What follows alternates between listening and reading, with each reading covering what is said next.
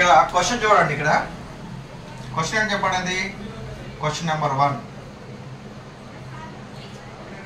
prove that root 5 is a irrational number. ఓకేనా? prove that root 5 is a irrational number. Okay, ఇదేనా ఇందా చెప్పిన మోడల్లో ఉందా? ఇది రూట్ 2, రూట్ 3, రూట్ 5, రూట్ 7 ఇవన్నీ మొత్తం ఒకటే మోడల్ కదా. ఒకటే చేద్దాం. ఇది సొల్యూషన్ చూడండి. మనం ఏం నిరూపించాలి చెప్పండి. ఏం నిరూపించాలమ్మా? To prove that root 5 is a irrational number. ఓకేనా? ఇదేగా ప్రూవ్ చేయాలి. మరి రూట్ 5 అనేది ఇరేషనల్ నెంబర్ చెప్పాలంటే మనం ఎలా చేసుకుంటూ చెప్పండి. డైరెక్ట్గా ఇది నిరూపించడం సాధ్యం అవుతుందా? ఎలా డైరెక్ట్గా ఇది నిరూపించడం సాధ్యం అవుతుందా? అప్పుడు మనం ఏం చేయాలి చెప్పండి. దాన్ని తప్పుగా తీసుకోవాలి. అంటే ఏంటి చెప్పండి. రేషనల్ అంటే కాంట్రడిక్షన్ తీసుకోవాలి. అంతేనా? కాంట్రడిక్షన్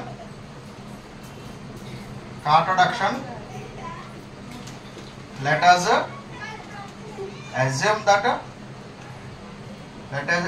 that ఎంత root 5 is a rational number అది తీసుకొని మనం నిరూపిద్దాం. ఓకేనా? రూట్ 5 అనేది ఇరేషనల్ నెంబర్ చెప్పాలంటే మనం ఏం చేస్తాం? డైరెక్ట్గా తీసుకొని చెప్పలేము. దానికి ఏం చేస్తాం? ఆపోజిట్గా. ఓకేనా? కాంట్రడిక్షన్ అనే విరుద్ధంగా తీసుకోండి. ఏంటది? రూట్ 5 ఇది ఇరేషనల్ నెంబర్ కదా. అప్పుడు ఏం చేసుకుంటాం? ఏం తీసుకుంటాం? నిరూపిద్దాం. రూట్ 5 అనేది రేషనల్ నెంబర్ అని తీసుకుందాం. ఓకేనా? మరి రేషనల్ నెంబర్స్ యొక్క ఫార్మేషన్ ఎలా ఉంటుంది చెప్పండి. రేషనల్ నెంబర్స్ యొక్క ఫార్మేషన్ p/q.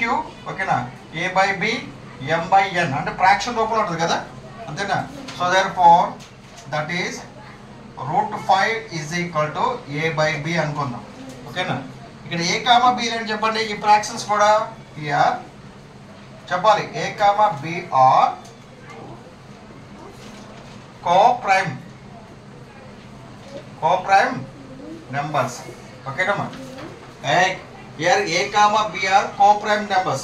Co-prime numbers అంటే ఏంటి చెప్పండి. మనకి డెఫినేషన్ ప్రకారంగా that is GCD of a, b.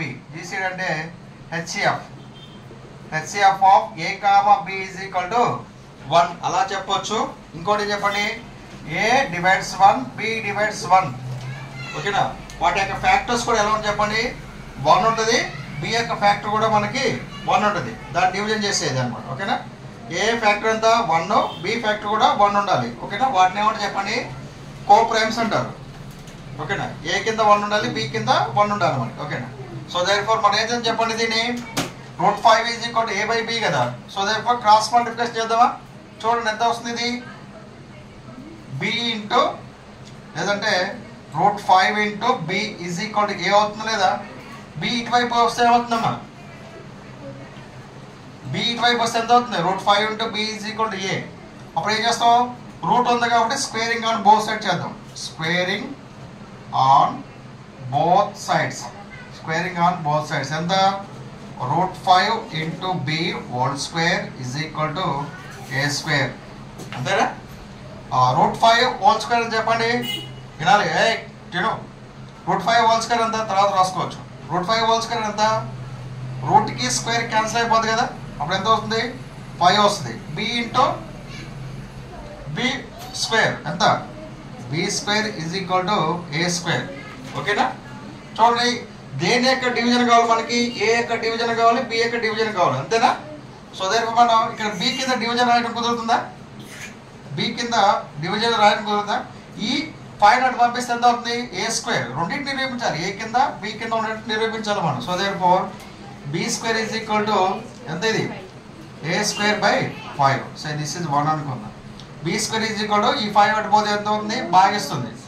మనకేమని చెప్పండి. ఇక్కడ a స్క్వేర్ బై 5 ఉంది కదా. మనకి ఎలా ఉండాలి? a బై 1 ఉండాలి. సో దేర్ఫోర్ ఇక్కడ ఏముంది? a స్క్వేర్ బై 5 ఉంది. ఓకేనా? a స్క్వేర్ బై 5 యొక్క ఆన్సర్ ఎంత? b స్క్వేర్ అట. ఒక వాల్యూ కూడా ఇచ్చాడు.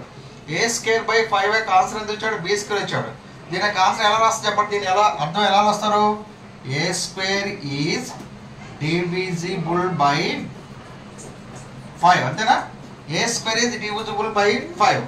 ఏ స్క్వేర్ని 5 డివిజన్ చేస్తే ఏ ఈజ్ డివిజిబుల్ బై 5 అవుతుంది లేదా?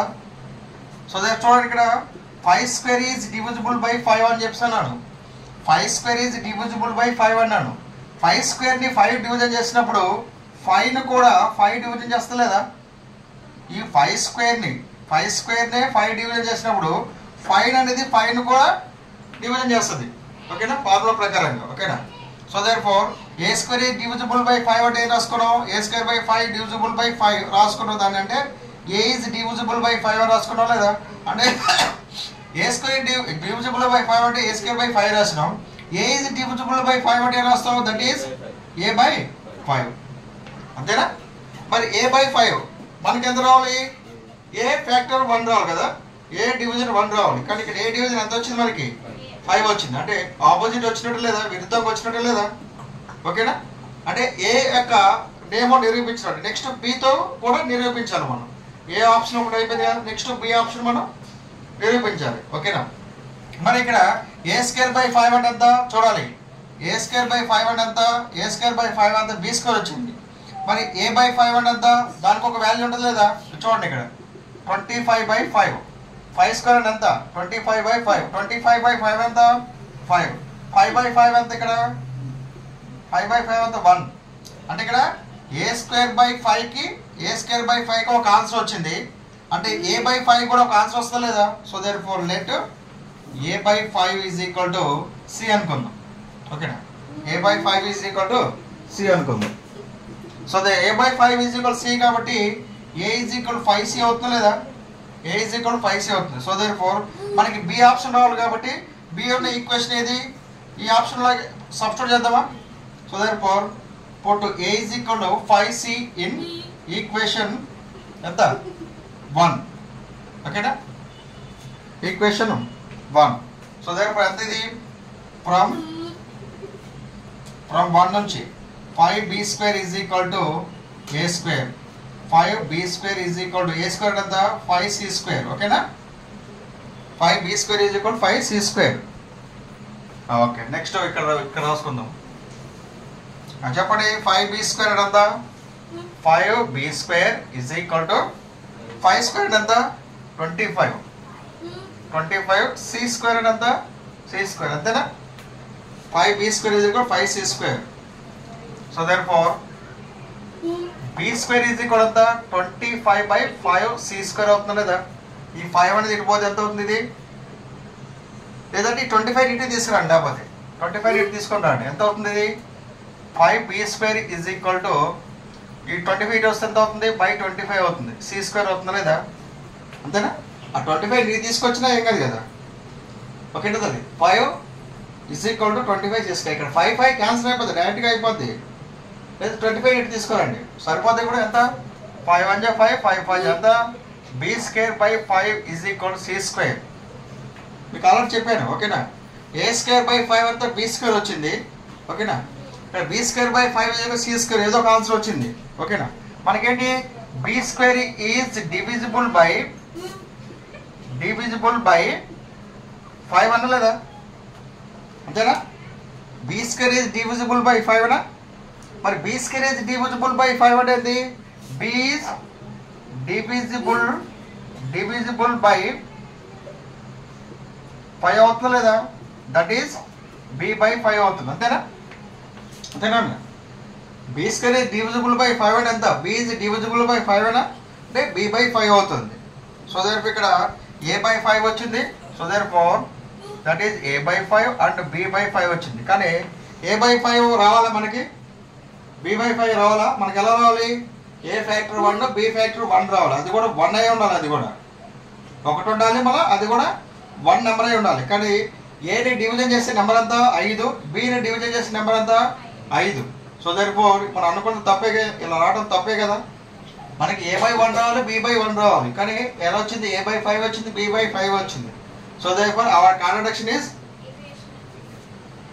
Wrong. Our assumption is wrong. మనం అనుకున్న తప్పేనా? So therefore our assumption is wrong. So therefore ఏం తీసుకోవాలి? అప్పుడు మన అజంప్షన్ రాంగ్ అన్నప్పుడు ఏం తీసుకోవాలి? Root 5 is a irrational number తీసుకోవాలి. ఓకేనా? So root 5 is a irrational. Root 5 is a irrational number. ఓకేనా? ఇది అర్థమైంది.